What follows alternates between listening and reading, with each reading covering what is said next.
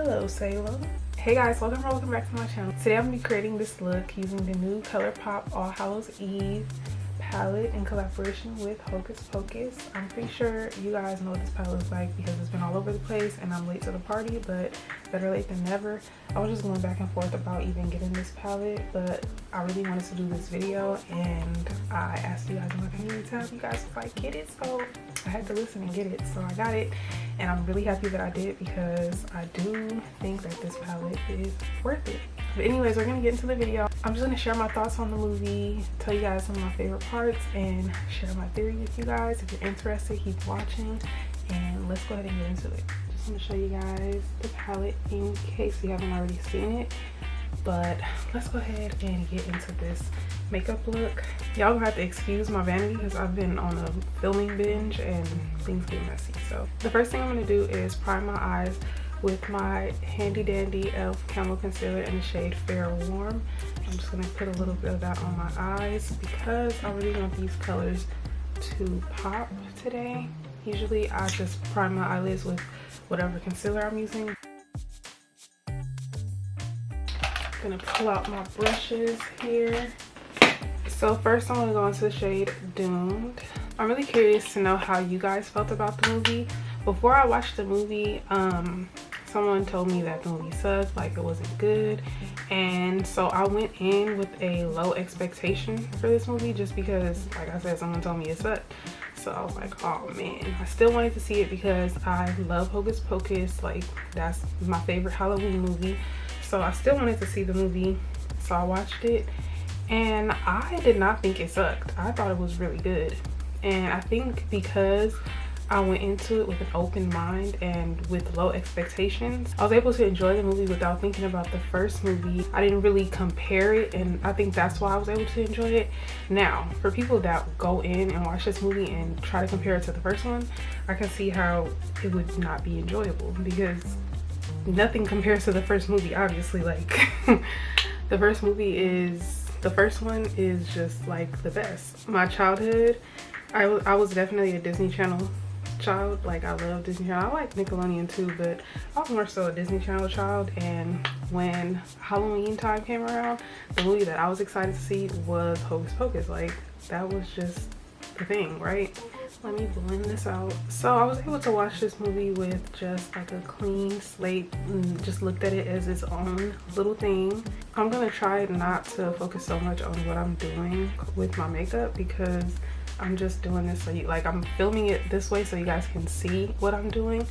But I also really just wanted to talk about this movie really bad because I just have a lot of thoughts on this movie. As I was watching part 2, I was thinking, like, part 1 was literally like 30 years ago, like 29 years ago.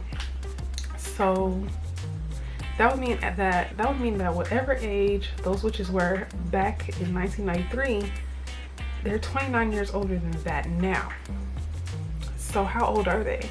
I'm not sure how to pronounce her name. I'm not sure if it's Betty or Bette Milder. Bette Milder? I'm gonna say Bette Milder. I kind of watched the movie through different eyes after I learned she was 70 years old, like 78 years old. Like, that's close to 80.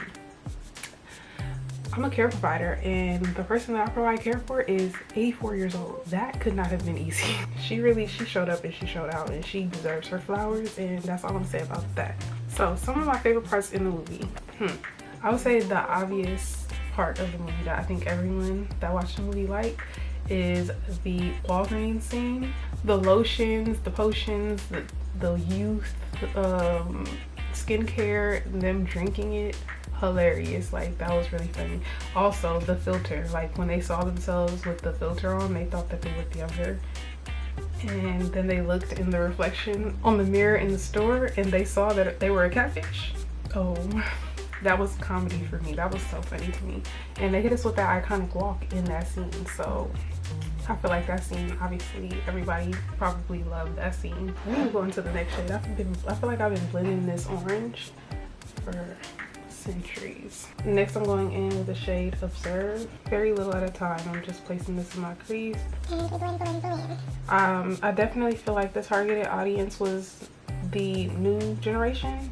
and I feel like there was definitely an agenda and a reason for that. I could see that they weren't so much focused on pleasing people that got to experience the first one in their childhood. I feel like they were targeting this new generation, which I think makes sense if my theory is correct. I feel like if my theory is correct, then it definitely made sense for them to target the new audience, because realistically, how many of us in our 20s or 30s, for me, y'all, we not even talking about age, how many of us are actually gonna go and watch new things that Disney Channel puts out? Like the Disney Channel, not the movies, because I still watch Disney movies like faithfully. Who goes and actually watches the Disney Channel? The new generation, not us. So it would make sense for their targeted audience to be the new generation and not so much us. I feel like they did a good job. Like Bette Midler did a really good job. Like, I just feel like anybody hating on her anybody hating on her could really take that up with me, because why?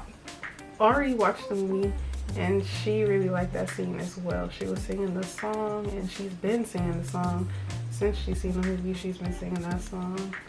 I'm gonna get you, get you, get you, get you. She really likes that. So if Ari likes it, then it's a vibe, obviously, right?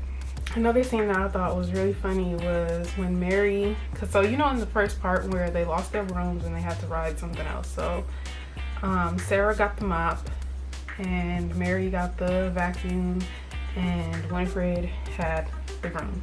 So when they left Walgreens and Mary was on the I'll call them robots. What is it really called?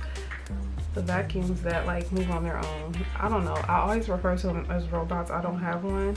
So but I thought that was so funny. My mom has one and I just, that's why I call it a robot. It really does have a mind of its own, like said in the movie. Going back in and just blending the purple with the orange with whatever is left on the brush. Looks really nice. It's giving like sunset, funset vibes. Okay, so let's get into my theory, and before I get into this theory, let me just say this disclaimer. I've purposely tried not to watch anyone else's theories because I wanted to give my own theory, but I mean, I wouldn't be surprised if somebody else had this same theory. So I'm not trying to steal anybody else's theory, just disclaimer. Okay, so on my eyelids, I'm gonna use the shade Havoc right here, and then we shall get into this theory of mine.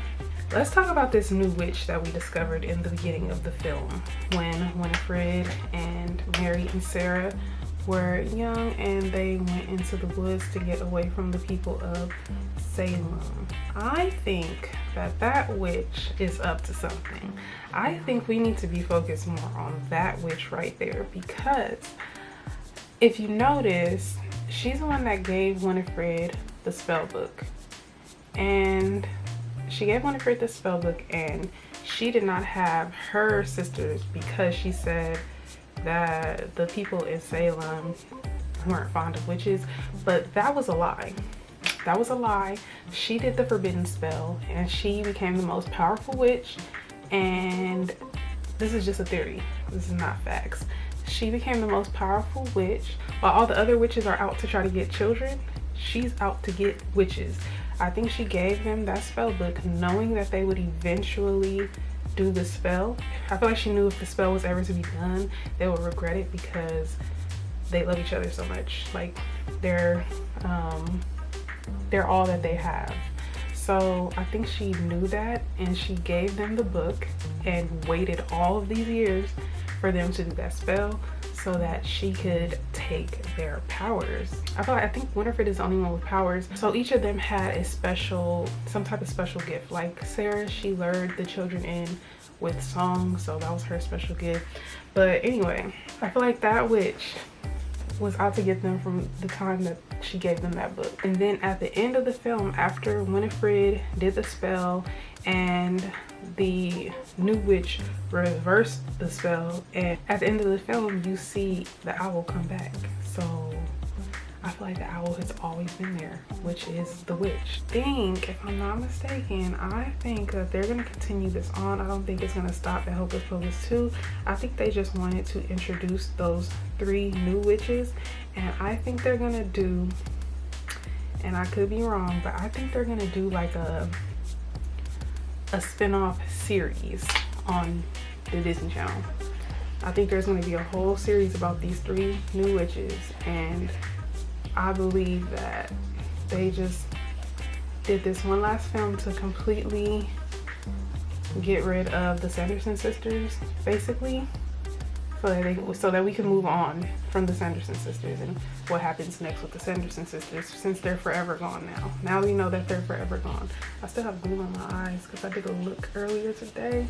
Yeah, so now we don't have to question like what happens to Winifred, Mary, and Sarah, because we know that they're not coming back. So now all that we're left with is these new witches. That's gonna be on the Disney Channel. I already know. I just feel like they're gonna be on the Disney Channel, and I think that's why they targeted the young audience, because the young audience watches the Disney Channel, and now they're curious about these new witches. Hopefully, if Disney Channel is on the right track, they are, and now Disney can bring out their new show, their new Hocus Pocus series. Okay, so that's my theory. That's my personal theory. I could be wrong, so I'm very curious to hear you guys' theory. So if you have a theory, please leave it in the comment section below. Let's talk about this. I'm torn between these 2 shimmers, so I'm gonna go ahead and swatch them. Candle is a light, looks really pretty. I think this is gonna be the one. Yep, I was like the one. And then 17th Century, let's see. Oh yeah, we're definitely going with Candle is a light. I think I'm just going to carry that up a little. That is really pretty. Excuse my designer bags, they're designer, so don't come for me. Let's go ahead and do this eye. I feel like this shade made the whole palette, because everything else is like kind of basic, like purple, orange, like all right, we know, but this kind of made it worth it. And I am bringing this shade up quite a bit because it's just that pretty. I know it don't look like nothing right now, but once I put the lashes on and do the rest of my face and clean this up, it's gonna be real cute. So I'm gonna go ahead and finish my makeup off camera, and I'll be right back to show you guys the look and close out the video. Okay, so I finished the rest of my makeup off camera, but I wanted to bring you guys back to finish off the lower lash line and the lip combo. You know, I love sharing lip combos. First, I'm gonna go in with Doomed.